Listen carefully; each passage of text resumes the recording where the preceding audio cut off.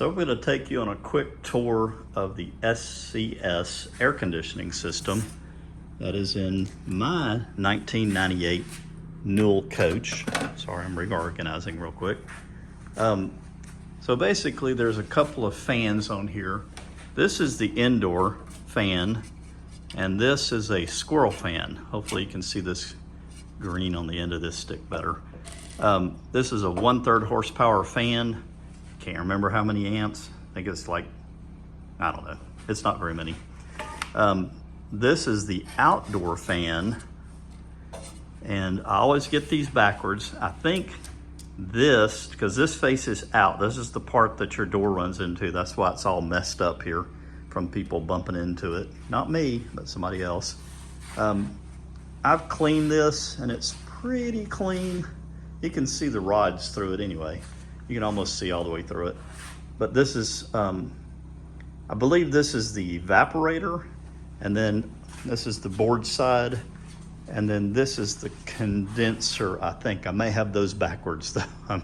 I'm not an AC tech by any means. So this is your compressor. I believe this is compressor 1. That's what I've labeled it anyway, just to keep my wiring straight. And then on the other side, you've got another compressor. This is compressor, what I call compressor 2. There's all kinds of plumbing in here. So what we're gonna end up doing is we'll put a input, a T-valve is what they're called, right here to where we can have a Schrader valve looking thing to where you can put Freon into this later and refill it.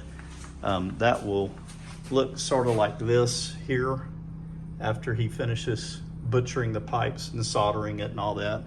We'll have two of those on each side. This is the circuit board. So I've just labeled these based on where the wires are coming. I've guessed at which one's compressor 1 and 2. I don't know. It's just for my own labeling sake. So this wire down here is connected to this compressor. This capacitor. Sorry, this is a run capacitor. This is the compressor 1, and then 2 is on the other side. So this capacitor would go with this compressor, and this capacitor would go to the other side to that compressor. I also labeled these relays. So this system we're converting from a 12 volt, the old style board from Newell.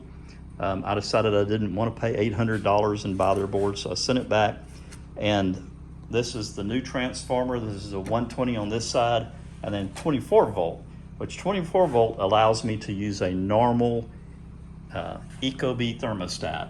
This is an Ecobee Essential. Supposedly this works with 2 separate compressors. We will see. If not, I'll be updating this. So this is a contactor. This is a single pole contactor. Single pole contactor for compressor 1, compressor 2, more or less. If you wanted to do side A, side B, whatever. Then a couple of relays here. There's 4 relays in a row. They're all powered the same, and then this is going to plug into one of these transformers down here. Probably the 110 side, I would guess. Actually, I can't remember how it goes. I think it goes 110 on one side and then 24 volt on the other side. I can't remember. Like I said, I'm not an electrician. There is also this small cap. This is the start cap. This thing is the start cap. Do not touch this after this unit's been alive, after you've been running it for a while, because it will absolutely shock the crap out of you.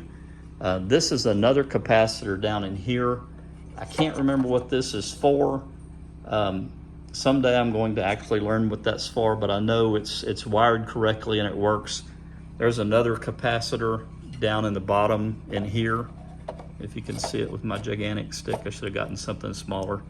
But there's another capacitor, a start capacitor down here, and then it attaches to the run capacitor also. Same as the other one. And that's about it. There's not a whole lot to it, but there is a ton of wiring going on here, and it's not finished. It's gonna end up looking more like this contraption over here. And we've only got one of the compressors working now. We will hopefully tomorrow get the second compressor working. So, good night.